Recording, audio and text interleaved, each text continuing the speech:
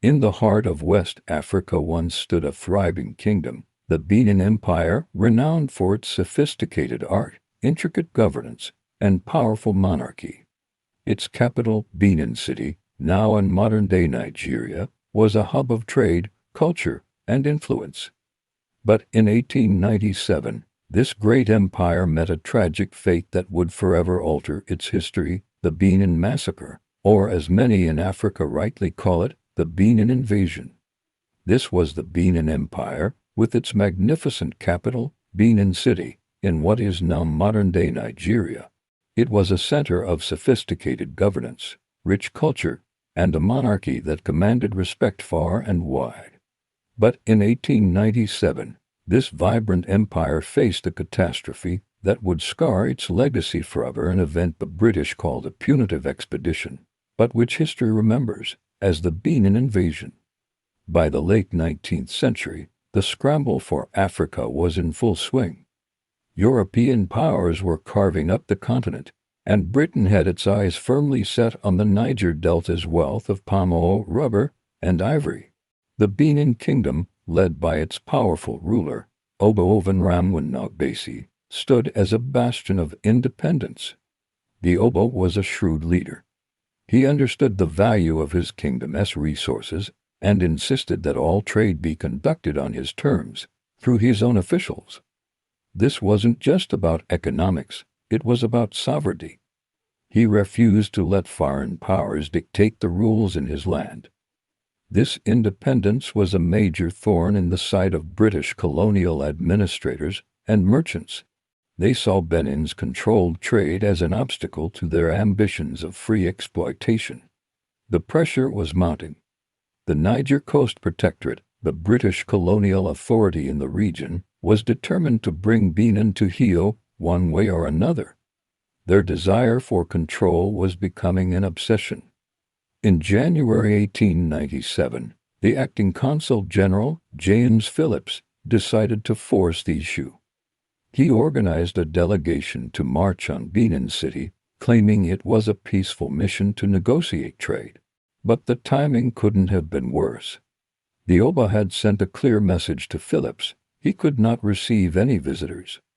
It was the time of the sacred Ig festival, a deeply important period when the Oba was in seclusion, and no foreigners were permitted to enter the city. It was a cultural and religious boundary that demanded respect. Phillips, however, was arrogant and dismissive.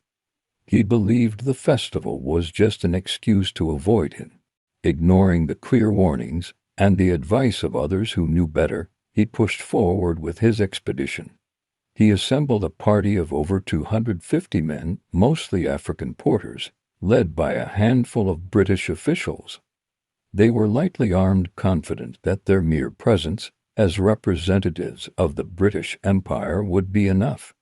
This was a fatal miscalculation. As the British delegation neared Benin City, just outside a village called Uton, they walked straight into an ambush. Benin warriors, defending their sacred traditions and their king's decree, attacked. The confrontation was swift and brutal. Phillips and nearly all of his European companions were killed. Only two British officials managed to escape the chaos and bring back news of the disaster. For Britain, this was not a tragedy born of arrogance. It was the perfect justification for what they had wanted all along, a full-scale invasion. The narrative was immediately twisted. It wasn't about a British official ignoring a sovereign's laws. It was framed as a savage, unprovoked massacre of peaceful envoys. The British press went into a frenzy, demanding revenge. The stage was set for a brutal retaliation. Within a month, in February 1897, Britain launched its Benin Punitive Expedition. This was no small force. A powerful army of over 1,200 British soldiers, armed with the most advanced weaponry of the time, Maxim machine guns and heavy artillery, marched on the kingdom. They were not there to negotiate. They were there to conquer and destroy.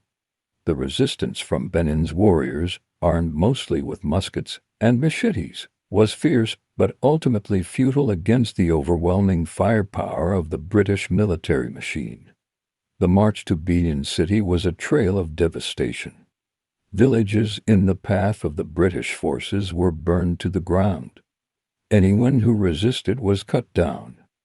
The punishment was not just aimed at the warriors, but at the entire population. When the troops finally breached the city's famous walls, they unleashed an inferno. Benin City, a marvel of urban planning with its clean streets, impressive architecture, and centuries of history, was systematically looted and then set ablaze. The crown jewel of the city was the Oba's Palace, a vast complex of courtyards and galleries that was both the political and spiritual heart of the empire. For centuries, it had housed the kingdom's history, recorded on thousands of exquisite bronze plaques and sculptures. These were not just decorations.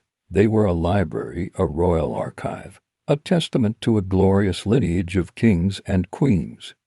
The British soldiers looted it all. They tore the priceless artifacts from the palace walls and pillars before setting the entire compound on fire. The Great Fire raged for days, turning a cultural treasure into a smoldering ruin. The loot was staggering. Over 4,000 works of art, the world-renowned Benin Bronzes, were stolen. These intricate sculptures of heads, figures, animals, and the famous commemorative plaques were packed into crates and shipped back to London. They were treated not as stolen cultural heritage, but as spoils of war. The British government sold them off to defray the cost of the expedition. Museums and private collectors across Europe and America scrambled to acquire these masterpieces. The British Museum, Berlin's Ethnological Museum, and New York's Metropolitan Museum of Art became some of the largest holders of this plundered art. An entire civilization's history was auctioned off to the highest bidder. With his city in ashes and his treasures stolen, Oba Ramwan was hunted down. He eventually surrendered to the British to prevent further bloodshed among his people. He was put on a humiliating public trial and then exiled to Calabar, a coastal town hundreds of miles away. He would never see his kingdom again, dying in exile in 1914. The Benin monarchy, which had existed for centuries, was effectively dissolved. The once proud and independent Benin Empire was absorbed into the British Protectorate of southern Nigeria. Its sovereignty was erased. Its spirit, however, was not. The burning of Benin in 1897 was more than just a military victory for Britain. It was an act of cultural assassination. The goal was not just to break the Oba's power, but to erase the very memory of Benin's greatness, to justify colonialism by claiming that such a sophisticated culture never really existed. But they failed. The spirit of Benin lived on through its people, its oral traditions, and the descendants of its royal family. Today, the story has come full circle. For decades, Nigeria has been calling for the repatriation of the Benin Bronzes. And slowly, the world is beginning to listen. Some museums and universities have started to return the stolen artifacts. Each piece that comes home is more than just a work of art. It's a piece of a stolen soul, a fragment of a lost history being reclaimed. It is a testament to the resilience of a people whose culture could not be extinguished by fire or conquest. The story of the Benin Empire is a powerful reminder that history is often written by the victors. But the truth has a way of enduring. The legacy of Benin is not just one of loss and destruction. It's a story of incredible strength, profound artistry, and the unbreakable will of a culture to survive, remember, and reclaim its heritage. Thank you so much for watching. If you found this story important, please like this video and subscribe to our channel for more hidden histories. We'll see you in the next one.